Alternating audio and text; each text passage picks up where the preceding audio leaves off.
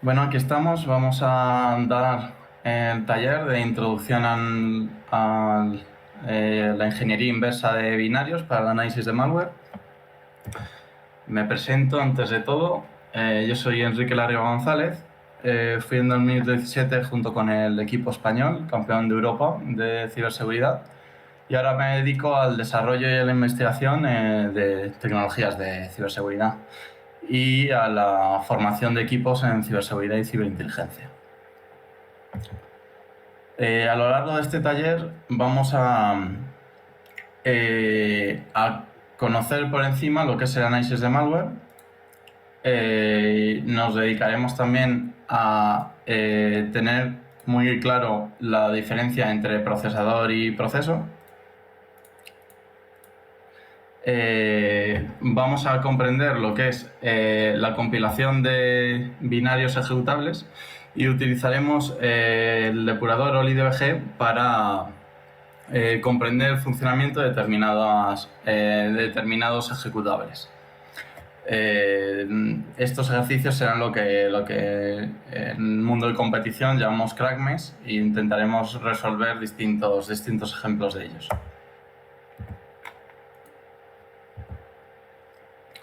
¿Qué es el análisis de malware? A grosso modo, el análisis de malware determina cómo funciona un malware. Lo importante con ello es saber las repercusiones que tendría una infección. Obtener indicadores de compromiso, que después analizaremos lo que son, e investigar posibles contramedidas que podemos realizar para que los equipos informáticos no se vean afectados por el malware. Este análisis de malware es realizado por expertos en análisis de malware, que trabajan tanto en empresas que proveen de seguridad al resto de compañías, tanto empresas que necesitan, ya sea por su tamaño o su criticidad, tener un equipo de ciberseguridad, o por incluso gobiernos que deben asegurar la seguridad de las empresas que digamos, conviven en el país. ¿Qué conocimientos son necesarios para el análisis de malware a nivel técnico? Pues sobre todo la capacidad de realizar ingeniería inversa, es decir, conocer múltiples lenguajes de programación, conocer el funcionamiento de los depuradores y los decompiladores. Pero también es importante conocer sobre redes de información, tanto para desplegar las contramedidas necesarias para parar al malware, como para conocer los protocolos de red que el malware puede utilizar para transmitir información. También es necesario un conocimiento muy alto de los sistemas operativos, que al final va a ser lo que utilice el malware para realizar sus funcionalidades maliciosas, y conocer multitud de herramientas de análisis de malware que nos permitirían obtener información o obtener los indicadores de compromiso del malware. Para formar un experto, al final, lo más importante es el entrenamiento continuo, ya sea a través de competiciones, al final lo que llamamos capture the flag, porque mantienen a los expertos con los últimos conocimientos en análisis de malware, ya sea con conferencias donde expertos en todos los campos de la seguridad intercambian información. También es importante las certificaciones, como vemos, que multitud de empresas otorgan a aquellas personas que han demostrado tener un conocimiento sobre análisis de malware suficiente. Como os prometía, vamos a definir lo que es un indicador de compromiso.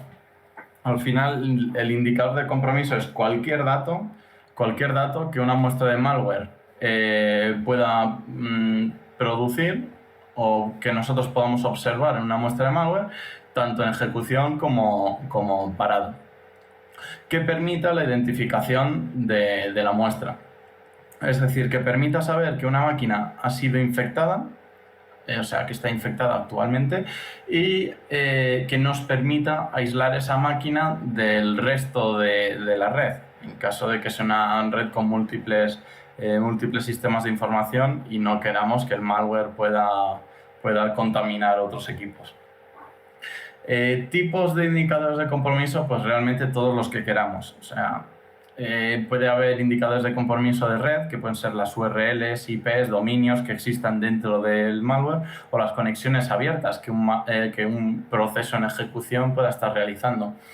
También encontramos indicadores de compromiso en ficheros, ya sea el hash de un determinado fichero, la extensión que tiene, los nombres de archivos. Todos recordamos, por ejemplo, la muestra de WannaCry. Este malware lo que hace es cifrar todos los ficheros y al fichero cifrado le pone una extensión WANA. Eso demostraría a un experto de análisis de malware que la máquina ha sido contagiada por WannaCry. También encontramos indicadores de compromiso de sistema operativo, es decir, cambios en la configuración, en las ramas del registro, llamadas al sistema sospechosas o, como decíamos anteriormente, cualquier tipo de dato. Vamos a hablar entre la diferencia entre procesador y proceso. Al final, el procesador es el conjunto de tecnologías físicas, hardware, que va a permitir la ejecución de un proceso. Y un proceso será todo el software o, digamos, las estructuras de datos que permiten la ejecución de un código. Como decíamos, el procesador es una tecnología hardware y permite la ejecución de operaciones. Este hardware se compone de diferentes módulos, los más importantes, digamos, la unidad aritmético-lógica, la unidad de control, la unidad de operaciones en coma flotante, los registros del procesador. Lo que sí es verdad es que cuanto más avanza la tecnología, la arquitectura de procesos se vuelve más compleja y más componentes son necesarios para asistir al procesador en la ejecución de procesos. Como vemos ahí en la imagen, quien lo haya sabido se lleva un punto, es un ordenador cuántico. O sea, obviamente la arquitectura de proceso que tiene un ordenador cuántico es muchísimo más compleja que la de un ordenador convencional. Pero al final su misión es la misma, ejecutar determinadas operaciones sobre un conjunto de datos. Uno de los componentes principales que hemos dicho es la unidad aritmético-lógica. O sea, este es un componente hardware que procesa entradas de datos utilizando operaciones simples entre comillas, porque al final el conjunto de instrucciones que maneja un ordenador, como podemos tener en casa, de arquitectura Intel o AMD de 32 y 64 bits, en teoría es un set de instrucciones, un conjunto de instrucciones complejas.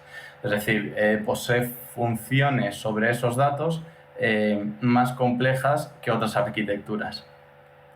Al final las operaciones podrán ser de dos tipos, tanto aritméticas, o sea, sumar datos, restar datos, dividir, multiplicar datos, como lógicas, o sea, realizar un AND sobre dos datos booleanos, etc. Al final, como vemos en la imagen, las entradas serán operandos para esta operación y la unidad de control enviará por el bus de control qué operación va a realizar esta unidad aritmético-lógica. Al final, el resultado de la operación será el resultado mismo y unas distintas banderas de estado que indican a las siguientes operaciones cómo terminó esta.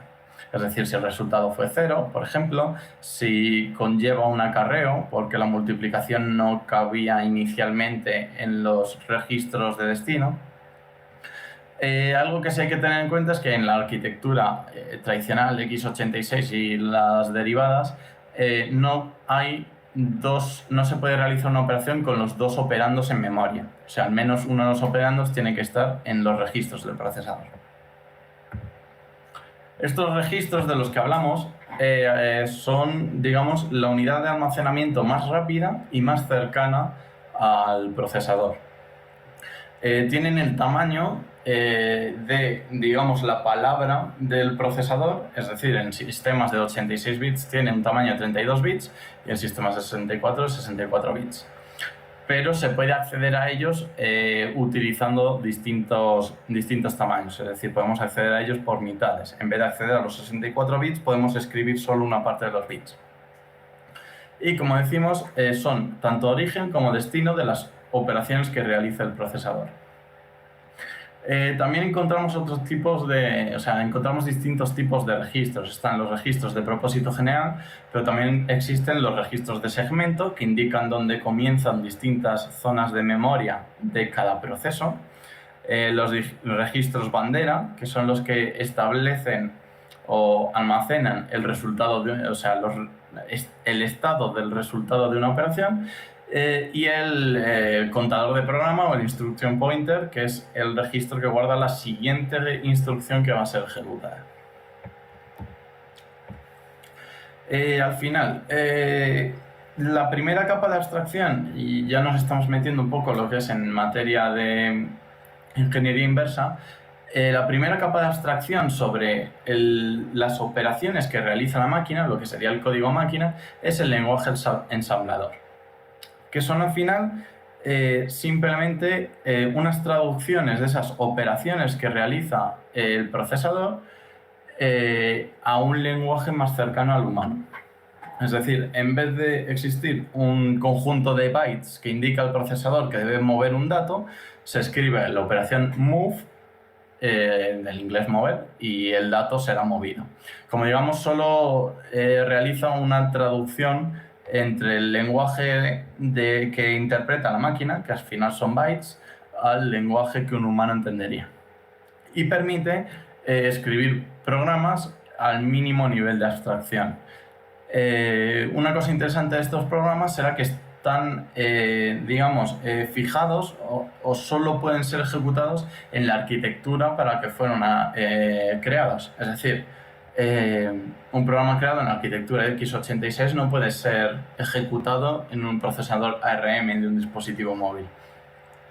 Y tienen gran dependencia del hardware que esa arquitectura esté dando al proceso.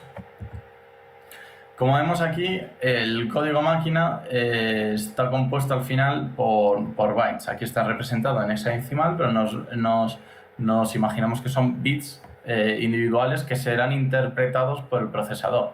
En cambio, al traducirlo, lo que escribirá, digamos, un programador que quiera realizar un programa para un procesador será en ensamblador, en el que las instrucciones son mucho más comprensivas. Vamos ahora a comprender lo que es un proceso. Un proceso es el conjunto de instrucciones, digamos, que sean ejecutadas por un procesador, es decir, las instrucciones que constituyen el código de programa y que se ejecutan, y esto tenemos que tenerlo claro, secuencialmente, y el conjunto de estructuras que existen en memoria virtual, ahora vamos a hablar de qué es eso, y que son utilizados por el procesador. La memoria virtual se denomina así porque es un área de memoria muchísimo más grande que la memoria física que puede tener un ordenador.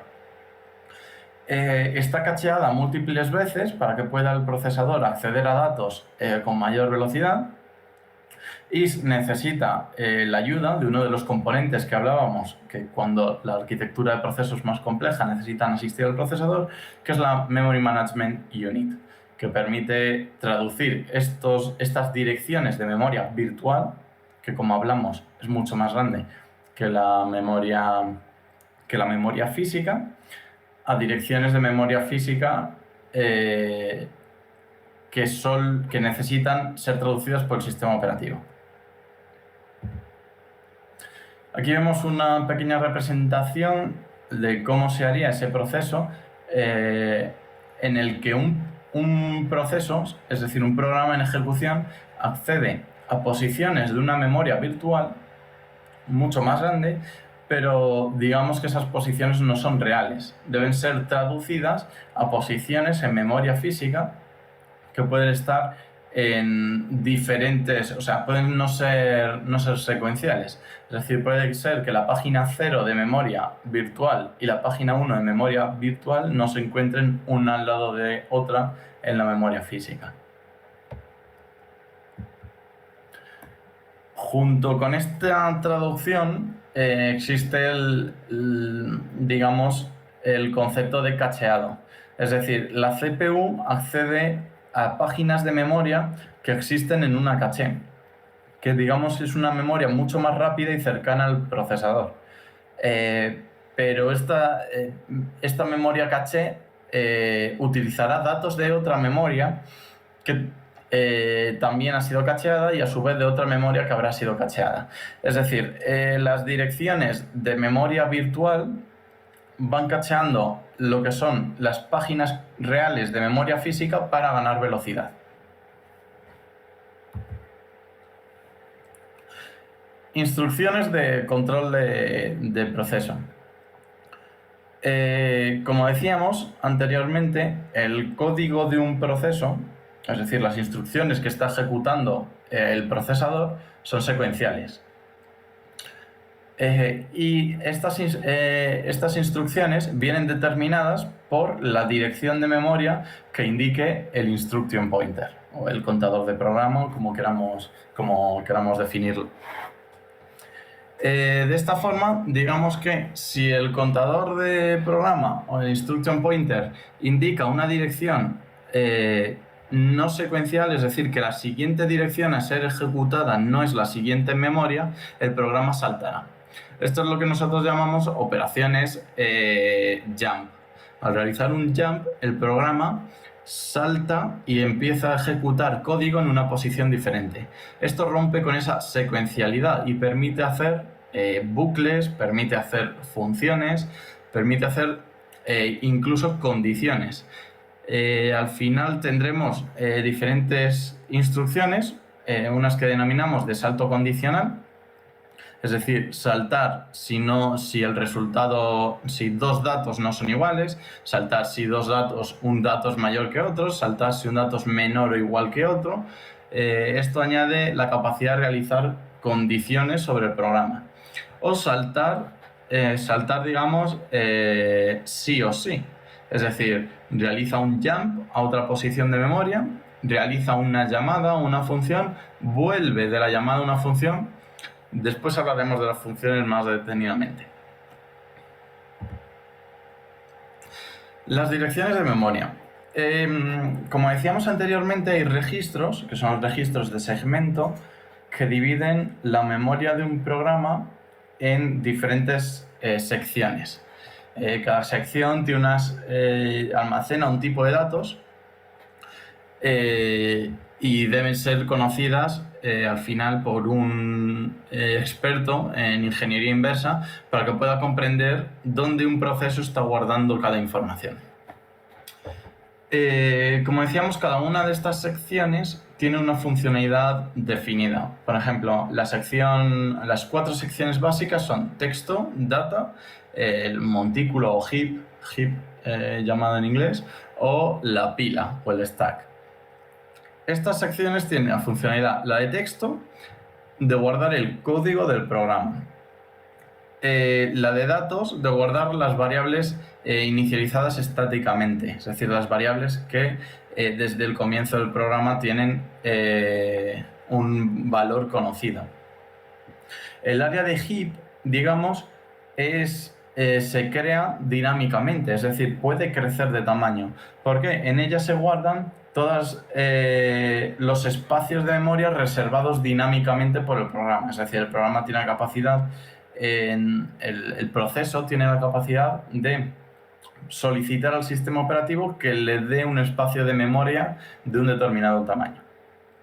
Y después tendríamos el stack, que es también un área de memoria dinámica, es decir, que puede crecer y decrecer a lo largo de la ejecución del programa, en el que se guardan las variables locales de la llamada a una función.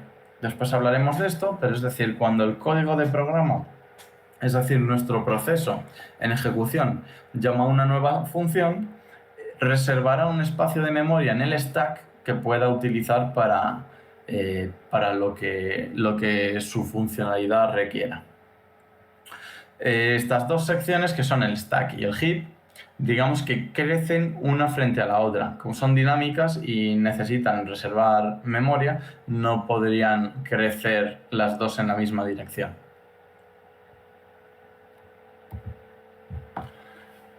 Vamos a hablar ahora del proceso de llamada a una función.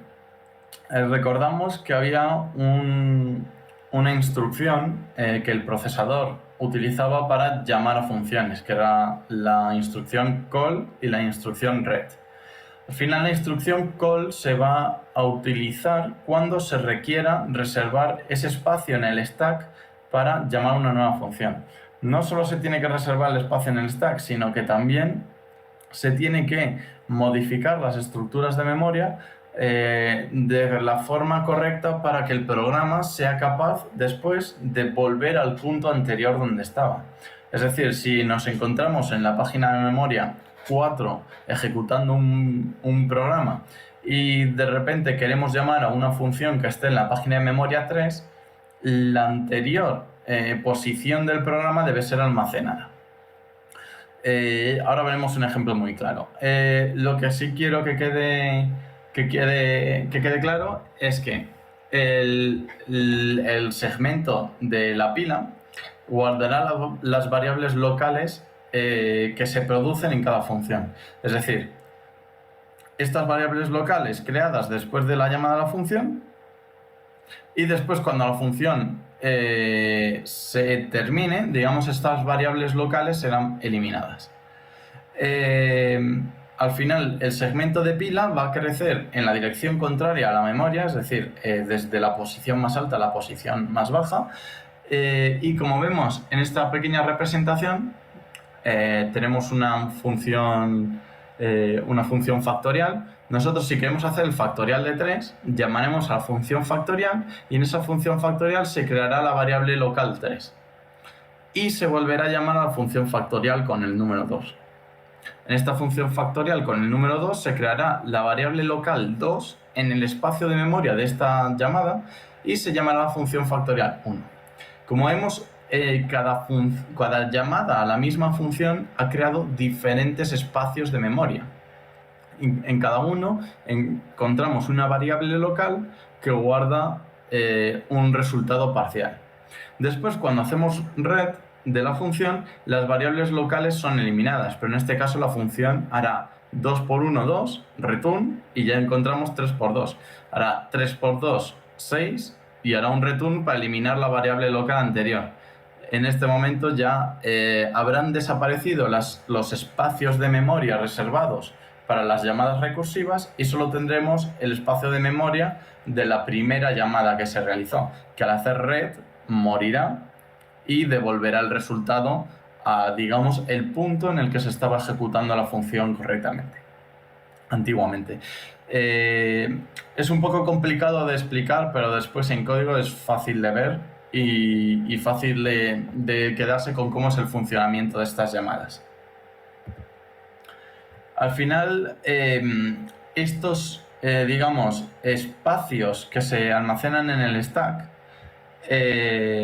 guardarán los parámetros para la llamada a una función, el punto en el que el programa tendrá que retornar su ejecución cuando termine la función y las variables locales de esta función. Es decir, drawSquare, si tiene que llamar después a un drawLine, volverá a guardar en este espacio de memoria nuevo los parámetros para la función drawLine, el valor de retorno al que tenía que volver para ejecutar la función anterior y las variables locales de drawLine. De tal forma que cuando esta función drawLine haga read, todo este espacio se elimine y volvamos a estar dentro del espacio de memoria de la función drawSquare. Espero ser claro, es un poco difícil de explicar, pero bueno, después en código se ve bastante bien. ¿Qué es un binario ejecutable? Al final, cuando los programadores definen un código o desarrollan un código, lo harán en un lenguaje de alto nivel, un lenguaje de mayor nivel que el ensamblador. Es decir, hoy en día pues, en C, que es un lenguaje más abstracto que el ensamblador. Y este código en C será compilado, es decir, será traducido al lenguaje máquina que comprende el procesador. Vamos a entrar en este proceso. podemos decir que añadimos capas de abstracción a lo que es la ejecución de un proceso. C, al final, es un lenguaje de programación de alto nivel. Es decir, los programadores no ven los registros del procesador, el código que tenemos no es secuencial y el código puede definir estructuras de datos complejas, algo que no podíamos realizar anteriormente en lenguaje máquina o en lenguaje ensamblador. Después debemos saber lo que es un compilador. Al final, el compilador o el proceso de compilación es ese proceso de traducir el lenguaje C a lenguaje en código máquina, que como veíamos son el código binario que el procesador comprende para poder ejecutar instrucciones. Digamos que utilizando un desensamblador podemos reconstruir el código de bajo nivel, es decir, el código en lenguaje máquina, podemos reconstruirlo a niveles superiores. El inmediatamente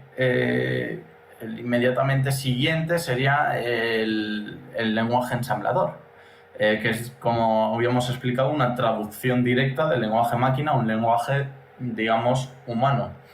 Pero diferentes desensambladores modernos con mayor capacidad, como puede ser AIDA o Ghidra, pueden analizar ese código ensamblador reconstruido e imaginarse qué estructuras de datos tenía originalmente el código en C. Lo que sí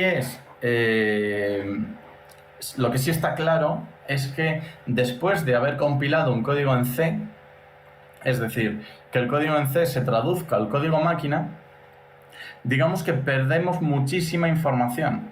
Perdemos gran parte de la abstracción que el desarrollador humano tiene sobre el código. Es decir, digamos que el código máquina esconde información sobre el programa original. Por ello existe la necesidad de la ingeniería inversa, o sea, del reversing, porque el código original en C nunca podrá ser obtenido completamente una vez este ha sido compilado a código máquina. Lo que sí podemos hacer con cualquier desensamblador es convertir este código máquina en código ensamblador, que digamos es la primera capa de abstracción contra el procesador. Como vemos, el autor de un malware puede escribir en lenguaje de alto nivel, puede escribir en C. Como vemos aquí, construye una variable, imprime hello por pantalla, retorna el programa con un 0. Esto, al ser comprimido, al ser compilado, se traducirá al lenguaje el lenguaje máquina, es decir, bytes que a primera vista no podemos comprender nosotros. Lo que hará el desensamblador es recuperar de estos bytes las instrucciones en lenguaje ensamblador que nosotros podemos leer como humanos. Como vemos, de lo que era el programa originalmente a lo que nosotros estamos leyendo hay un gran salto. Es decir, no podemos recuperar toda la abstracción o digamos toda la información que el programa original tiene. Como digo, utilizando desensambladores con bastante capacidad como son AIDA o Ghidra, podremos recomponer mucha más información que con otro tipo de ensambladores comunes.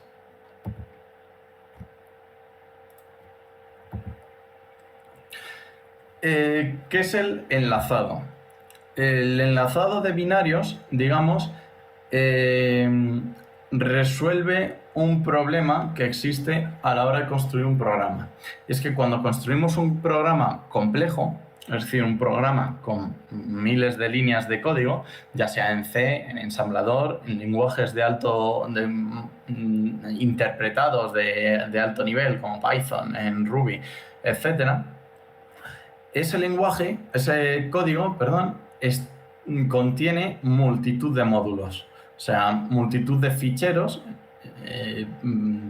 que deberán ser compilados individualmente. Estos ficheros, al ser compilados, si se quiere hacer un enlazado estático sobre ellos, se convierten en ficheros objeto o en módulos objeto. Es decir, son, digamos, trozos estáticos más pequeños, módulos pequeños que pueden recomponer al unirse un código completo del programa. Pero digamos que pueden ser también, en vez de estáticos, es decir, en vez de existir continuamente dentro del programa, pueden ser dinámicos. Es decir, puede ser que el proceso ya exista en ejecución y en un momento determinado cargue parte del código. Este tipo de módulos son las bibliotecas y son cargadas dinámicamente por el sistema operativo. En Windows podemos ver estas bibliotecas porque tienen extensión DLL y en Linux tienen típicamente la extensión SO. Como decimos, son trozos de código que no serán unidos directamente en el proceso de enlazado con el programa, a diferencia de los .objetos, sino que serán unidos más tarde a la hora de ejecutar el programa. Al final, todo este proceso en el que partimos de un código en alto nivel, como sea C, este código se procesa, se compila hasta obtener y se ensambla hasta obtener el lenguaje, el código objeto, al final será enlazado, es decir, unido cada uno de los determinados módulos objetos para obtener el código ejecutable, digamos el binario o el exe en Windows, el programa ELF, el código ELF en un Linux, etc. Como decíamos, ¿cuál es la principal diferencia entre enlazado estático y dinámico? Es decir, entre utilizar código, entre utilizar módulos objeto o utilizar bibliotecas compartidas. Digamos que el enlazado estático siempre existe el código dentro del programa y a partir del ejecutable podemos desensamblar el código directamente. Pero en el enlazado dinámico, el código, digamos que se carga en tiempo de ejecución. Por lo que el binario, al estar sin ser ejecutado, no poseerá ese código. Un ejemplo de este tipo de enlazado, el enlazado dinámico, sería la biblioteca estándar en C. Cuando un programa llama a printf, generalmente ese printf está almacenado en el sistema operativo y es el sistema operativo el que lo cargará dentro del código cuando sea necesario. Los formatos ejecutables. Al final, lo que diferencia un ejecutable del resto de formatos, un ejecutable, un ELF, es que contiene tanto el código del programa como información para el sistema operativo, información muy importante que le permite cargar otros recursos o simplemente ejecutar el programa, es decir, conocer las secciones de memoria que el programa quiere utilizar. Al final, como hablábamos, las secciones principales de un ejecutable el formato de un ejecutable en Windows será PE, de Portable Executable, o ELF en Linux, Executable and Linkable Format. Ambos formatos, digamos, definen qué espacio de memoria va a utilizar el ejecutable y define cómo será ejecutado por primera vez, es decir, cómo el sistema operativo puede arrancar el programa, puede lanzarlo. Bueno, ahora vamos a explicar, vamos a entrar un poco en materia y vamos a explicar lo que sería la depuración y el desensamblado, obviamente con OllyDbg. OllyDbg es un depurador bastante sencillo,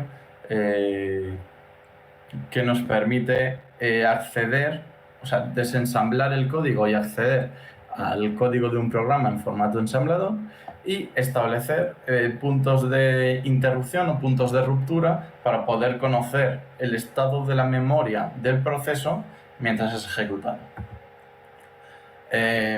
Os enseño un par de diapositivas sobre Oli, después entramos en materia con él. OllyDbg simplemente nos permitirá depurar un fichero ejecutable o depurar un proceso en ejecución, también si queremos. Y vemos las distintas secciones que tiene el ejecutable. Este formato de pantalla al final es muy común en todos los depuradores, que no asuste a los que nunca hayan visto un depurador. Siempre es así, siempre tiene muchas letras, mucho hexadecimal y muchas posiciones de memoria. Es lo que interesa a la hora de realizar un análisis de un binario. Al final veremos que tiene secciones principales, la sección de desensamblado de registros, el dump de memoria, es decir, la memoria como está, y la pila. Podemos ver la sección de desensamblado. En esta sección vemos el código de un programa. Es decir, el conjunto de bytes que definían la sección de texto en memoria del programa es representada aquí y desensamblada. Es decir, se nos muestran estos bytes a qué instrucción en ensamblador equivale.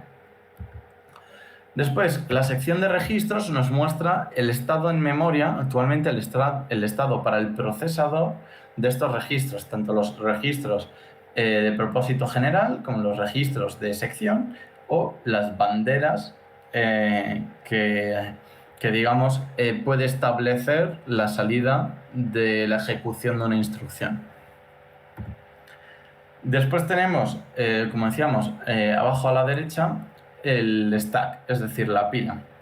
Esta sección de memoria, como decíamos anteriormente, es muy importante porque en ella se guardan las posiciones, es decir, las variables locales de cada función.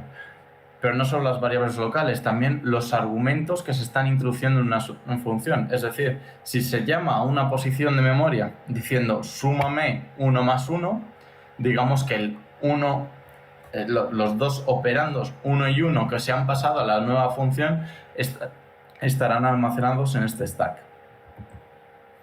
Y por último tenemos la sección principal del volcado de memoria, o del memory dump, que nos muestra la memoria, digamos, en formato RAW, es decir, los bytes que componen la memoria del proceso. Es decir, estos bytes van a ir siendo modificados a lo largo de la ejecución del proceso. Y se nos permite ver tanto su valor como poder modificar el valor de estos bytes. Ahora vamos a entrar un poco en materia. Abriré yo mi máquina virtual y vamos a realizar, vamos a analizar diferentes binarios que son accesibles a través de Internet. Ahora os diré cómo llegar hasta ellos. Los primeros binarios que vamos a analizar podemos obtenerlos en un blog. Este blog será MalwareTech, que es un experto en seguridad, que lleva este blog en el que se habla tanto de ingeniería inversa como de exploiting, y contiene en esta URL, como vemos, unos ejercicios bastante sencillitos que nos servirán para hacer ese primer acercamiento. Como digo, estos ejercicios están orientados para un primer acercamiento al análisis de binarios, a la ingeniería inversa. Es decir, a la gente que ya conozca la utilización de desensambladores y depuradores le parecerán muy sencillos. Quien no haya desensamblado demasiados objetos o quien demasiados ejecutables, o quien quiera empezar en este mundo, puede acceder a la página web, realizar estos ejecutables, estos ejercicios, digamos, y después volver a ver cómo los resolvemos nosotros, o podemos resolverlos juntos. Al final, la máquina que yo voy a utilizar, como os digo, podéis utilizar vosotros cualquier máquina. Lo único que os voy a pedir es que tengáis acceso a OliDBG. OliDBG podéis buscarlo en la web principal, es un proyecto en el que se desarrolló este desensamblador. Como vemos, tenemos la pantalla dividida en las 4 secciones que antes teníamos, que es la sección de texto o de código, los registros, el stack y el dump de memoria. Lo primero que vamos a hacer es cargar el primer ejercicio, strings 1 se llama. A modo educacional vamos a ver cómo este ejercicio se resuelve. Vemos que al cargar el ejecutable, automáticamente la sección de texto apunta a la sección de texto del programa y todos los registros se inician a los valores que el programa iniciará por defecto. En teoría, estos ejercicios están diseñados para no ser ejecutados, es decir, que solo con el análisis del programa desensamblado obtengamos la flag que va a ser utilizada por el programa. Pero bueno, como estamos ahora mismo en un punto para principiantes, vamos a ver primero qué pasa si ejecutamos el programa. Le damos a ejecutar en OliDBG y vemos cómo el programa que ya ha sido ejecutado nos abre esta pantalla, y esta pantalla nos muestra este conjunto de caracteres que, bueno, ya os lo digo yo, al final es un hash. Es el hash de la bandera, es decir, del texto que nosotros tenemos que encontrar, digamos, para resolver el programa, para demostrar que nosotros hemos resuelto el programa. Le damos a aceptar otra vez, podemos reiniciar el programa, lo que devolverá el programa al estado inicial, y vamos a analizar el código del programa. Aquí ya podemos ver que el desensamblador nos muestra diferentes llamadas a funciones. Aquí podemos ver un call a una función md5 hash. Supondremos que lo que realiza es el hash, es decir, la compresión, por así decir, de este texto, es decir, la traducción de este texto a los bytes en hexadecimal que antes veíamos. Y después vemos aquí, por ejemplo, la creación de una caja de mensaje. Es decir, esto es un poco más complejo, son conceptos un poco más complejos, pero está llamando al sistema operativo, en este caso Windows, para que construya una caja de texto. Es decir, coge un texto, este texto le hacemos un hash y al resultado lo guarda en esa caja de texto. Como veíamos, volvemos a ejecutar el programa. Lo vemos muy fácil, se abre una caja de texto en la que pone "We've been compromised" de título, y en la que el mensaje es el conjunto de datos que el programa había hasheado, por así decir, que el proceso había hecho un hash. Si queremos saber a qué equivale ese hash, podemos verlo directamente aquí. Este ejercicio es muy fácil de resolver por eso, porque el hash está hardcodeado. Es decir, el hash está escrito en memoria en su totalidad. Es decir, nosotros, el desensamblador, vemos cómo se realiza aquí la operación move desde este espacio de memoria hasta el registro EAX. Y este registro EAX se guarda en la pila, este push mete en la pila antes de realizar la llamada al strings. Ahora sí, vamos a depurar el programa para poder ver si hemos acertado y si la flag es "Can I make it any more obvious?". Realmente esto es muy sencillo, veréis cómo poco a poco vamos a subir de complejidad. En este caso ponemos antes de la llamada a la función en el push un punto de interrupción, podemos hacerlo presionando F2 o directamente en debug. podemos, bueno, no me acuerdo. Bueno, pulsando F2 podemos hacerlo directamente.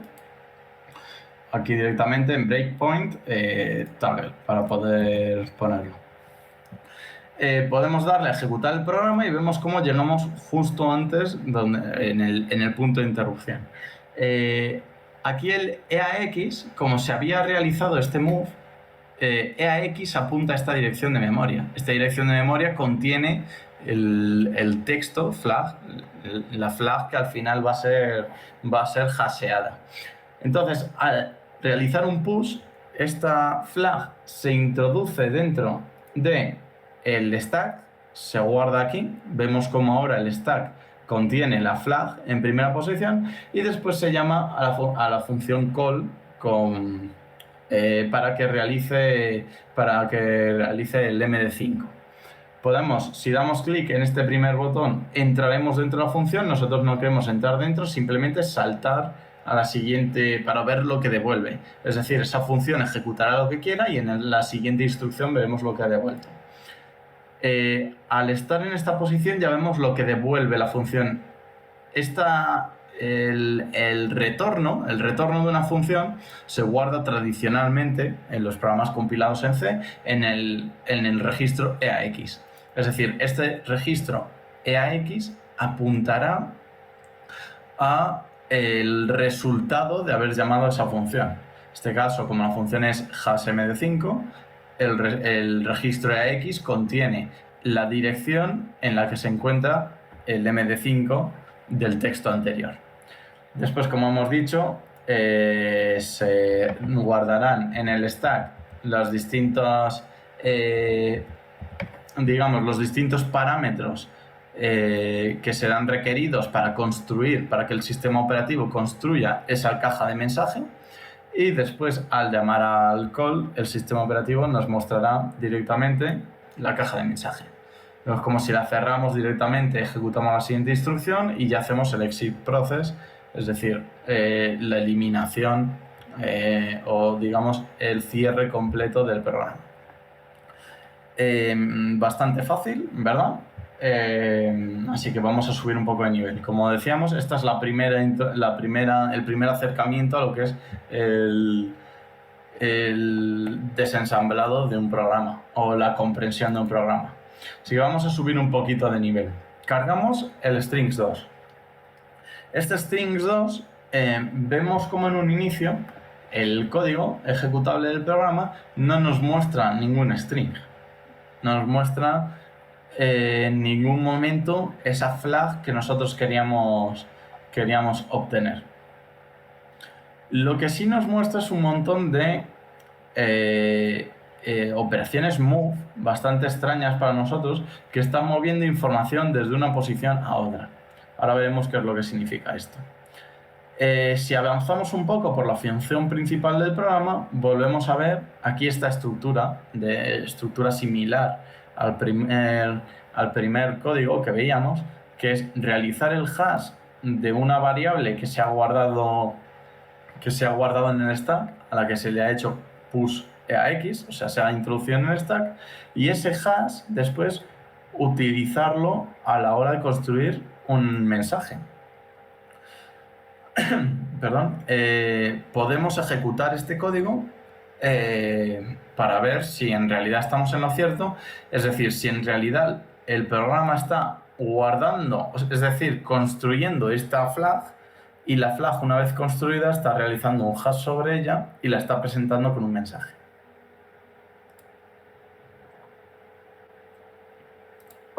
Ejecutamos el programa y, como vemos, al igual que antes, este proceso ejecutable nos dice hemos sido comprometidos y nos muestra un hash. Ahora nos interesa saber cuál es el texto, cuál es la bandera, es decir, el texto que provoca que después de hacerse un hash se construya esa cadena de caracteres. Lo que vamos a hacer es reiniciar otra vez el programa, el proceso, y podríamos, una de dos, si seguimos las órdenes de este tipo de ejercicios, que es no ejecutar el programa, pues ir uno a uno reconstruyendo este movimiento de datos. Es decir, vemos como en EBP-28 se está empezando a introducir un dato. EBP-27 se mete otro dato. EBP-26 se mete otro dato. Es decir, aquí estamos viendo poco a poco cómo diferentes datos en hexadecimal están reconstruyendo un array. Después, ese array se hace un lea. Lea es como move, pero para mover al registro EAX la posición de lo que es lo que está indicando esta posición de memoria. Es decir, en EAX guardaremos una posición de memoria. Y después esa posición de memoria la introducimos. Si queréis, no pienso hacer mano a mano la traducción de estas letras, pero podemos ejecutar el programa poco a poco.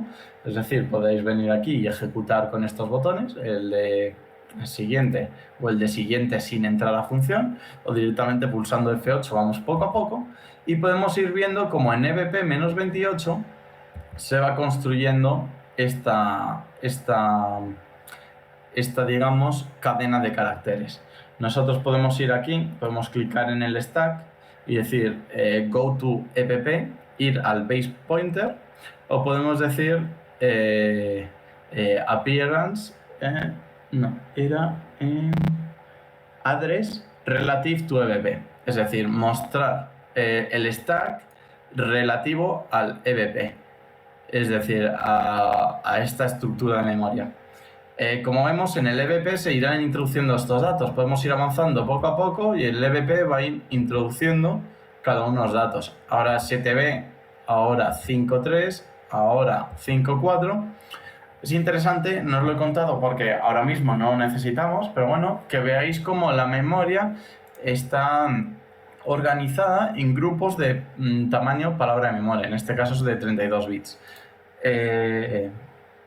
Esto también se utiliza en Little, se organiza en Little Endian, es decir, el carácter con menor valor es el que termina. Little Endian al final es bastante descriptiva la definición de esta estructura de datos.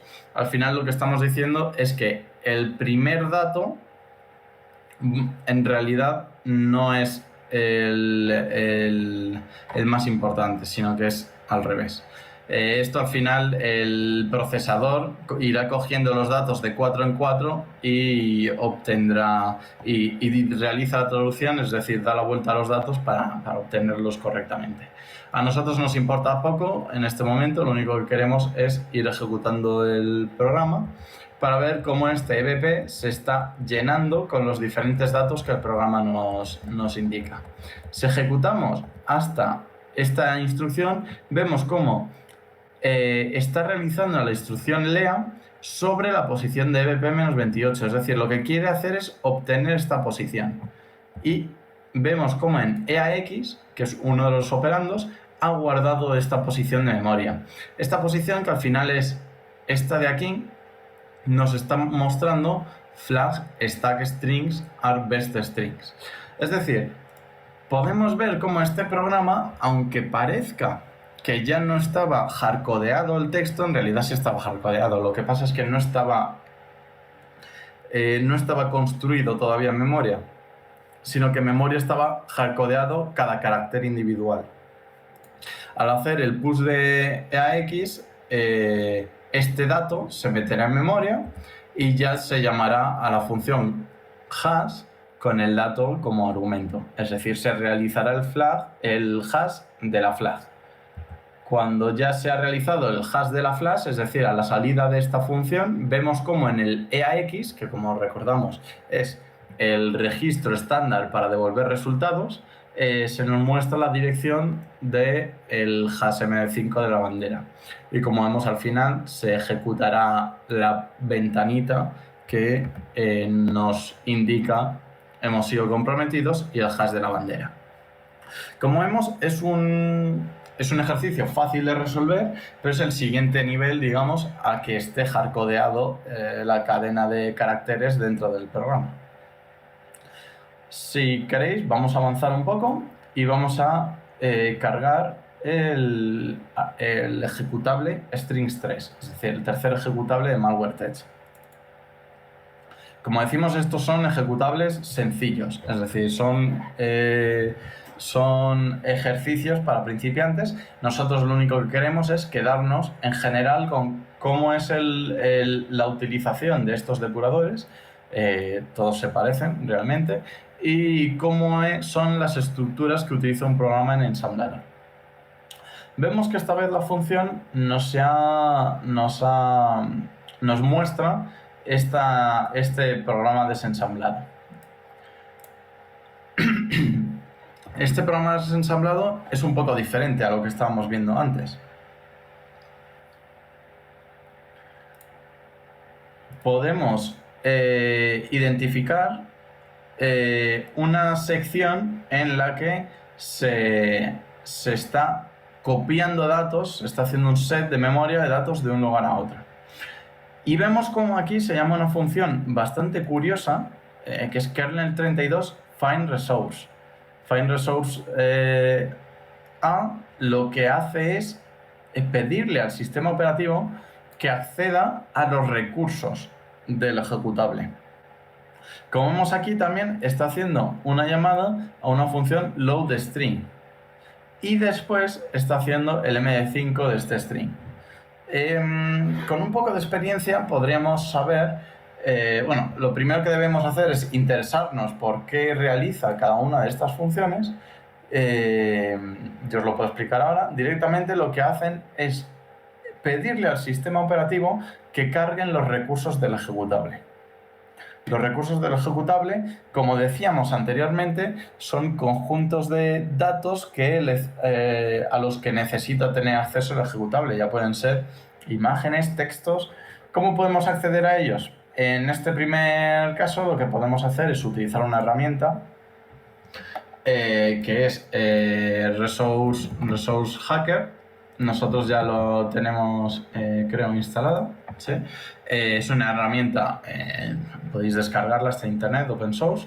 Lo único que permite es, a través de un ejecutable, obtener sus recursos. Es decir, si le introducimos el ejecutable, nos muestra todos los recursos a los que está accediendo. Vemos cómo este ejecutable tiene un manifest en el que determina los permisos que va a utilizar. Esto es más para el sistema operativo, también puede tener los certificados que está utilizando, etc. O un montón de tablas de strings. Es decir, vemos aquí cómo tiene un montón de recursos en los que contiene un montón de tablas de strings. Estas tablas están disponibles para el ejecutable, es decir, el ejecutable puede decir, oye, dame estos recursos, dame mi fichero de recursos y dame el string 119. Entonces cargaría product including party purpose operating. Ahora nuestra labor como expertos en ingeniería inversa es obtener cuál es el string al que está accediendo. Nosotros vemos que esa obtención aquí realiza el find resource A. Lo que hace esta función es obtener el recurso con este nombre, pero bueno, vemos que el único recurso disponible será esta tabla entera, o sea, un ejecutable puede tener varias tablas de recursos, y después, con este mismo recurso, obtiene un string determinado. El string determinado viene identificado por un ID. Ese ID al final debe construirse antes. Nosotros vemos cómo lo está construyendo a partir de aquí. Vemos cómo realiza un sort al EDX, incrementa el EDX, le añade a la parte baja del EDX, no le añade, sino que traslada el EDX 4 posiciones a la izquierda. Después veremos cómo funciona poco a poco, o sea, vamos a depurar el programa, y realiza el OR entre la traslación que hizo anteriormente al EAX y la traslación que está haciendo ahora. Es un poco raro de ver sin ejecutar el programa, pero bueno, al final lo que va a hacer es guardar el resultado que tenía antes, que había guardado en edx, a ebp-4. Y este ebp-4 lo vuelve a mover a edx y realiza el push de edx. Gracias a Dios, el depurador nos indica que este argumento que se está introduciendo en loadStringA es el id de la función. Es decir, esta función loadStringA tiene diferentes parámetros. Uno es este hinst, otro es rsourceID, otro es buffer, otro es count. A nosotros nos interesaba, como decíamos, este id. Si queréis, para que sea más fácil para nosotros, podemos hacer las operaciones a mano, pero podemos verlas. Mueve a EAX un 1. Corre ese valor 1, 8 bits a la izquierda. Mueve a ese edx 0. O le realiza un sort. Mover 0, realizar un sort. Sort con la misma variable es una operación que devolverá 0. Incrementa ese sort, es decir, sería como introducir en edx 1. El compilador puede realizarlo de distintas maneras. Aquí ha movido a EAX1, aquí ha hecho el sort y ha incrementado. Nos da un poco igual. Y mueve este edx 4 posiciones a la izquierda. Y después realiza el OR entre AX y edx. Vamos a ver un poco lo que significa esto. Lo que podemos hacer es, ponemos un punto de interrupción aquí arriba y ejecutamos el programa hasta el punto de interrupción. Como vemos aquí, en EAX por ahora vale 0. Cuando ejecutemos una vez va a valer 1. Y después se va a realizar la rotación, como decíamos, 8 posiciones a la izquierda. Es decir, este byte, bueno, este conjunto de 4 bytes va a rotar sus valores, sus bits, los va a rotar 8 posiciones. Es decir, vamos a ver cómo EAX ha pasado a valer 100, pero en hexadecimal. Recordemos que es en hexadecimal. Después vemos aquí cómo realiza, estamos en esta posición, realiza el sort de edx e incrementa edx. O sea, al realizar el sort lo ha convertido en 0 y al incrementarlo lo ha convertido en 1. Y mueve este edx 4 posiciones a la izquierda. Como vemos, al moverlo 4 posiciones a la izquierda lo ha convertido en un 10 en hexadecimal, recordemos. Y después realiza el OR entre EAX, que es nuestro 100, y nuestro edx, que es 10. Al hacer un OR, digamos que byte, o sea, bit a bit, todos los bits de ambos registros van a ser unidos, va a realizarse una conjunción sobre ellos, o sea, una disyunción, perdonad, y se va a almacenar en el primer operando. O sea, si lo queremos ver, resultará que el registro EAX pasará a valer 110 en hexadecimal. Aquí lo podemos ver. Si queréis, nosotros podemos sacar una calculadora científica, bueno, una calculadora de programador, y ver qué es lo que en hexadecimal significa 110. Hexadecimal 110 es en decimal 272. Entonces nosotros ya podemos ir a nuestro resource hacker y cargar el string que tenía el valor 272.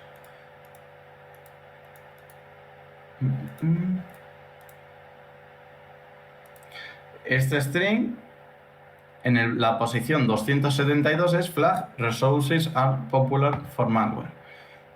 Tenemos que comprobar si es de verdad la bandera, así que vamos a seguir la ejecución del programa, es decir, cuando se realiza el load string es aquí. Podemos poner un punto de interrupción y ejecutamos hasta ahí. Vemos cómo los parámetros que se van a enviar a esta función son los parámetros que hemos determinado anteriormente, y al llamar a esta función lo que se nos va a devolver en el load string, lo que nos va a devolver es va a cargar en este buffer, en el buffer edx, el string que le habíamos pedido. En este caso podemos ver cómo el buffer guardaba, bueno, está al principio de nuestro stack, la flag resources are popular for malware. Si queremos seguir con la ejecución, nosotros aquí lo que estamos haciendo es esa misma posición, es decir, lo que se había guardado en el buffer la estamos metiendo en el EAX, y después ese EAX lo estamos metiendo como primer parámetro del stack, o sea, el primer parámetro que se va a introducir en la función MD5. Es decir, estábamos en lo cierto. Este programa lo que va a hacer es ejecutar, es decir, obtener entre los recursos del programa este string y el string determinado ejecutar. Es decir, realizar el MD5 y mostrarlo por pantalla. Podemos terminarlo, es decir, podéis comprobarlo. El MD5 que se nos está mostrando es el MD5 de flag resources are popular for malware. Vamos a avanzar un poquito y vamos a hacer un ejercicio que se llama Shellcode 1, que va a ser el último ejercicio de los que hagamos de malware test. Este ejercicio es un poco más complicado, me entendéis, los que no hayáis tocado nunca un decompilador y no os hayáis peleado con las funciones del sistema operativo, va a resultar bastante raro. Pero bueno, intentaré ser claro y explicar lo que está realizando. Nosotros vemos cómo al cargar el programa hay bastantes secciones, hay bastantes llamadas a funciones. Aquí hay un heap alloc, heap allocation lo que hace es reservar un tamaño en el heap. Como os dije anteriormente, el heap o el montículo es la sección de memoria dinámica en la cual un proceso puede introducir, es decir, reservar un tamaño de datos e introducir la información que quiera en ese espacio de memoria. Después vemos cómo hace un strlen de una determinada posición de la memoria. Es decir, vemos que esto nos recuerda al primer ejercicio que hicimos, es decir, esto está hardcodeado, pero vemos cómo no es un texto hardcodeado en el programa, es decir, son datos en binario que nosotros no podemos saber ahora mismo qué significan. Aquí vemos cómo realiza una llamada a una función virtualalloc. Al final esto se produce igual que el heap allocation. Virtual allocation reserva también una página, un determinado tamaño de bytes para poder guardar sus propios datos. Como vemos, en código utiliza distintas funciones porque cada una a nivel de sistema operativo, a nivel de ensamblador, tienen diferentes características. Seguramente el programador lo que hizo en código C es hacer un malloc de C que reserva un espacio de memoria, pero dependiendo del tamaño del malloc, el compilador de C determinó que iba a utilizar una función u otra. Eso al final hay determinadas estructuras de datos que no pueden ser recuperadas en el ensamblador, es decir, si se llamó esta función o a esta función, no podemos saber cuál era la función original que el programador utilizó. Como decimos, se pueden utilizar desensambladores más complejos, como es AIDA o Ghidra, que permitirían hacer una interpretación de estas estructuras de datos y nos mostrarían un pseudocódigo C. Pero bueno, nosotros nos vamos a remontar a verlo en el ensamblador. Vemos aquí cómo se realiza también un memcopy, que lo que hará es copiar un determinado conjunto de datos a la memoria. Y vemos ya directamente cómo se está haciendo aquí el MD5 famoso. Nosotros podemos ejecutar el código y al ejecutarlo solo veremos la típica pantalla de los otros ejercicios, hemos sido comprometidos y un MD5.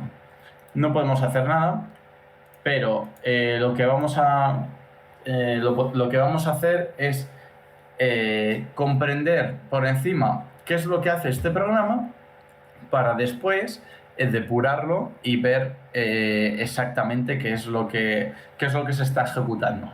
Como vemos aquí justo antes, nosotros lo que queremos saber es qué es este argumento que se le ha pasado al MD5, es decir, cuál es nuestra flag. Cuando vemos, al ver esto, vemos que se está introduciendo en memoria una posición, introduciendo en la pila una posición de memoria. Esta posición de memoria, que sería F24040, podemos encontrarla, tenemos que encontrarla arriba, aquí. Vemos cómo esta posición de memoria existe en más lugares del programa. Es un poco complejo este programa. Lo que sí vamos a ver es cómo este memcopy, este call de aquí está llamando también a una posición de memoria A0. Y esta posición de memoria A0 es el destino del memcopy. Es decir, estamos haciendo un call, pero un call no a una función tradicional, sino a una posición de memoria. Es decir, ya podemos ver un poco el nombre del programa. El programa se llamaba shellcode, es decir, el programa lo que está haciendo es copiar un código a memoria y ejecutar ese código en memoria.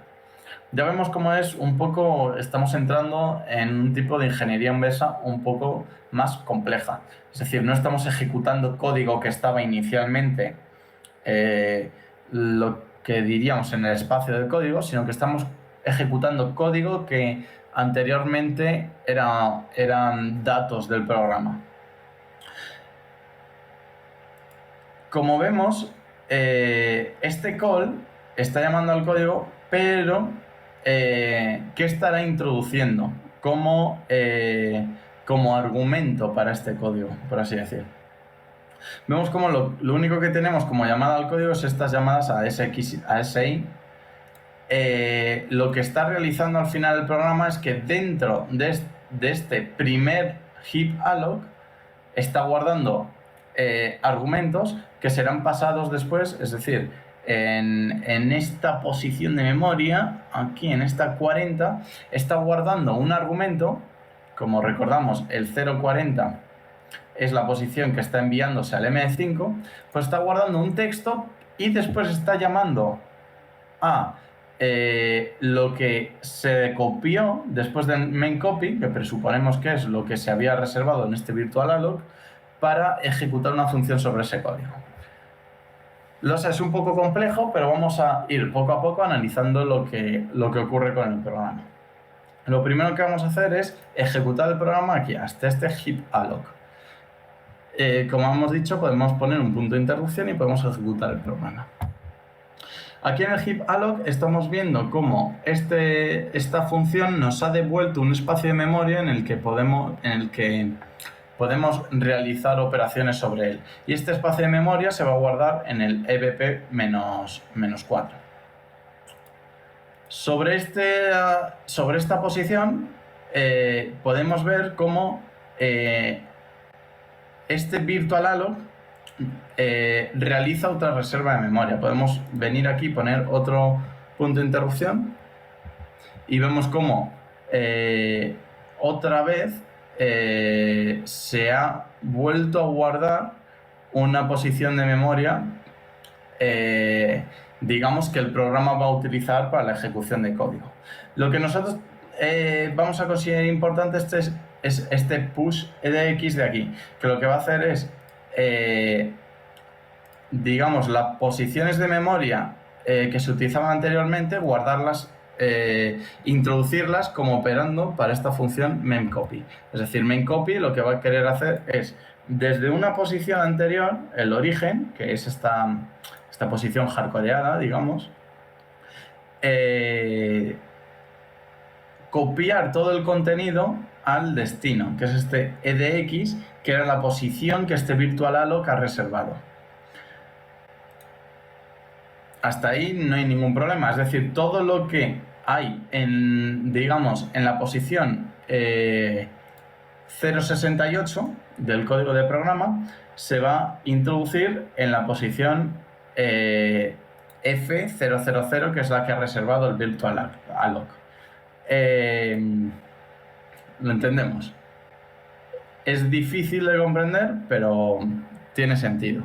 Nosotros lo que queremos ver es después cómo en el call, en este call a A0, se va a llamar a toda esa posición de memoria. O sea, es decir, en el destino, en ese A0, se va a guardar un shellcode para el cual este heap alloc ha guardado, digamos, un espacio de memoria que servía como argumento. Vamos a seguir ejecutando el programa y podemos ver cómo este call de esta posición de memoria va a ejecutar una serie de operaciones. Lo que no os había contado y sí es muy interesante a la hora de ejecutar un programa es que nosotros podemos ir, por ejemplo, a esa posición de memoria. Podríamos ir al EBP-A0 y ir desensamblar ese espacio, ese conjunto de datos. Nosotros lo que queremos ver es qué está guardado en EBP-A0, vamos a ver como address relative to EBP. EBP-A0 es esta posición de aquí. Entonces, nosotros podemos venir aquí y decirle b a una expresión, que en nuestro caso va a ser 0x00f22270. Este conjunto, no, este es el entry point, perdonad, que no hemos ejecutado hasta la posición correcta.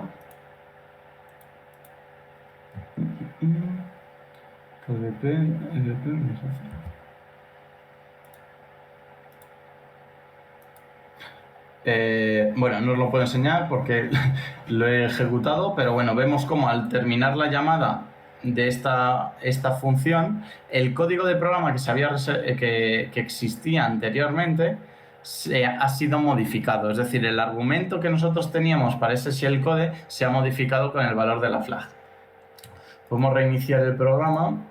Perdonad los fallos del directo. Podemos reiniciar el programa para volver a ver cómo se produce esa llamada. Vamos a parar aquí antes de este call the word, lo que se encuentra dentro del EBP-A0, que ahora llamado EBP-A4. Tendremos que ir a la posición que está indicada por esto. Vamos a hacer un goto.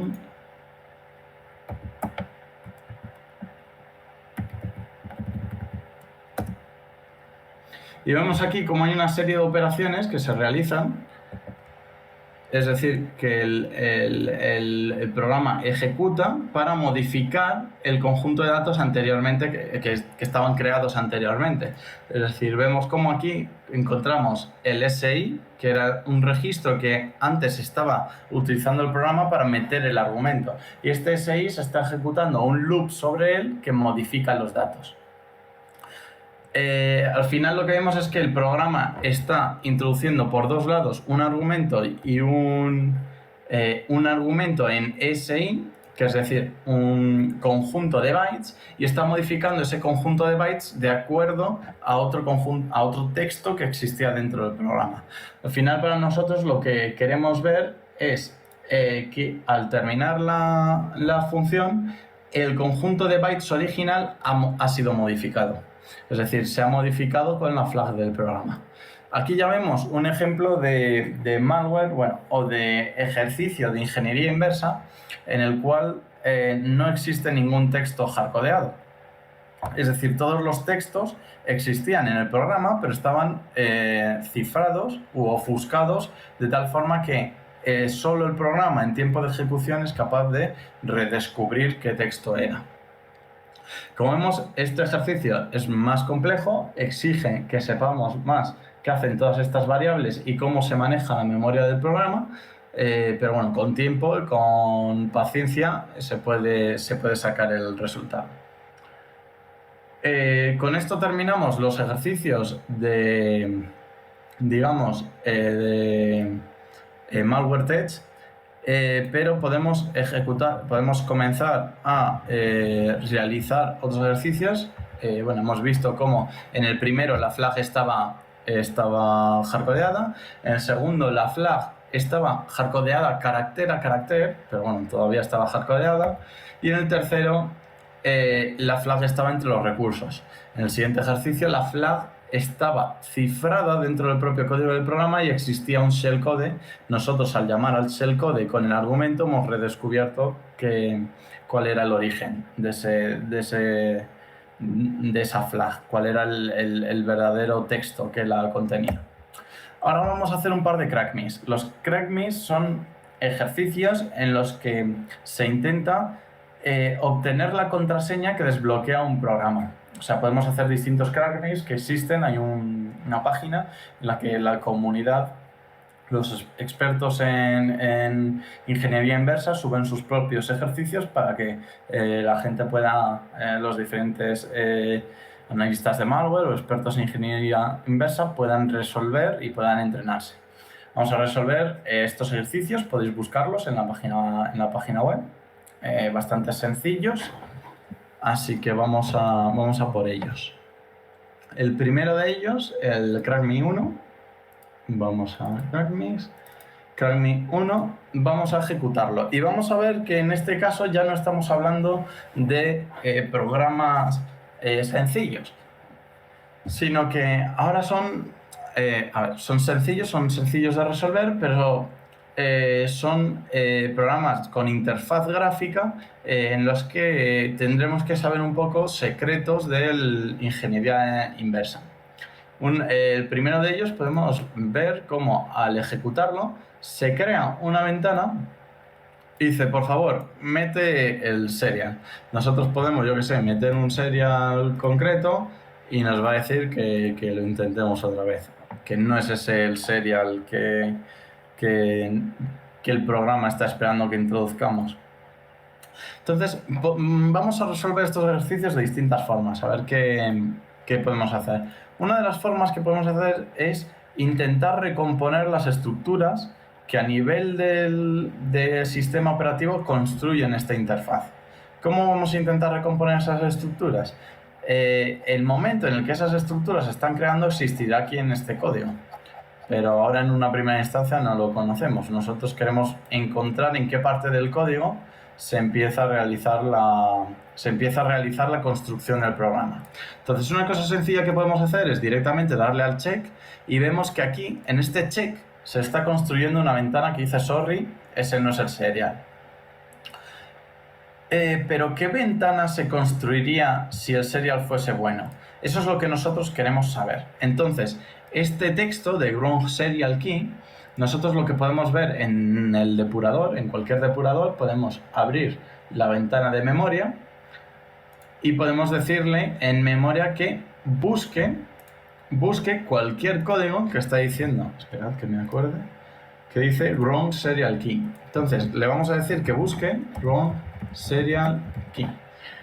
El depurador buscará en toda la memoria hasta que encuentre un conjunto de bytes que dicen exactamente eso. Es decir, estos bytes están aquí en el programa. Vemos cómo existe ground serial key, también existe well done, sorry, coded by crackinglessons.com, congrats, etc.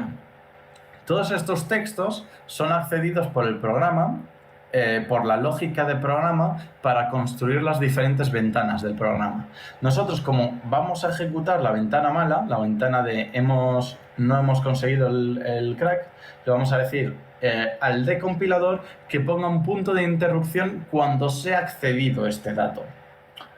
¿Esto cómo se puede hacer? Se puede decir aquí que queremos poner un breakpoint sobre la memoria, un breakpoint hardware, sobre la memoria byte a byte. Es decir, en el momento en que alguno de estos bytes se ha accedido, saltará un breakpoint en el programa. O sea, el programa se quedará congelado. Nosotros podemos ver ya en la ventana de código como al darle a ejecutar, estaba ejecutándose el código, como al darle a check se queda el programa clavado. Vemos que no podemos abrirlo porque el programa se ha quedado clavado cuando intenta acceder a nuestro código. Vemos aquí que al mover esta ventanita dice ground serial key, try again. ¿Qué es lo que tenemos que darnos cuenta aquí? Es que esta ventana ha cambiado, este nombre aquí. Ya no estamos en el crackme1.exe, estamos en el módulo user32. Recordáis en la fase de teoría que el módulo user32 que el programa accede a bibliotecas que son trozos de código ya previamente compilados que maneja el sistema operativo. User32 es un código previamente compilado que no existe en nuestro programa.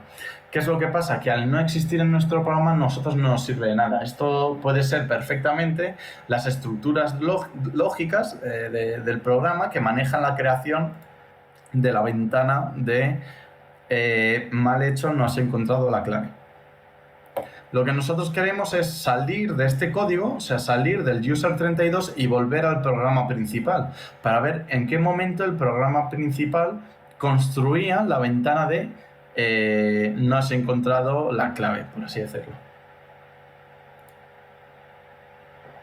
Eso lo podemos resolver clicando en Debug y ejecutando hasta el código de usuario.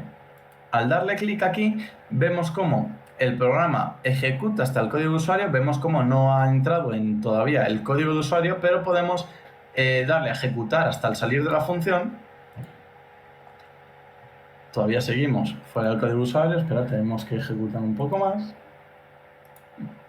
Y ya, cuando hemos llegado al código de usuario, habéis visto cómo ha salido la ventana y al cerrar la ventana hemos llegado al código de usuario real.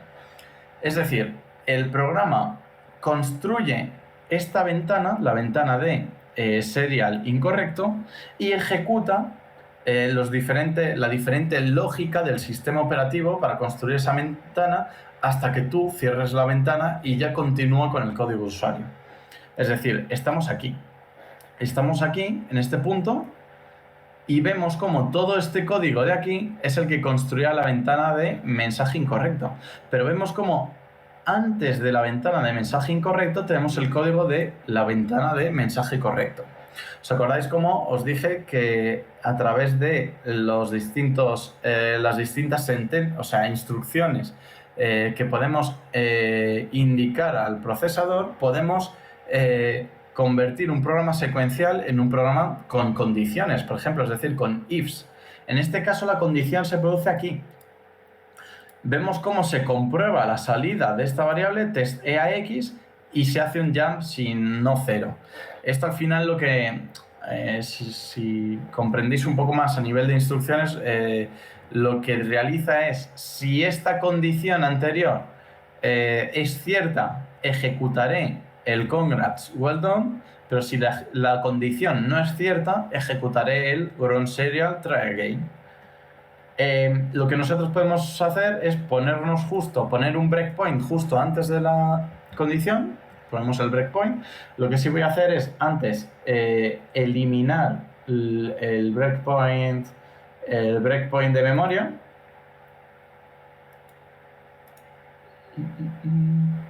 Voy a eliminar el breakpoint de memoria para que no vuelva a quedarse clavado en el código y directamente, como vemos, se quedó esperando aquí en el programa. Yo le voy a dar a continuar y voy a esperar que al volver a introducir el código mal introducido, el programa se quede clavado, se quede esperando antes de la comprobación de la condición. Al ejecutar, vemos cómo el programa se ha quedado aquí clavado y cómo en este espacio coexisten tanto el texto que yo le he metido, 1, 2, 3, 4, como el texto real del programa. Es decir, hemos descubierto que cuál es, digamos, la contraseña necesaria para que este programa nos indique bien hecho. Como ahora vemos, bueno, me voy a apuntar, al final, qué es el valor de la variable, para que veamos después, comprobemos después si está funcionando.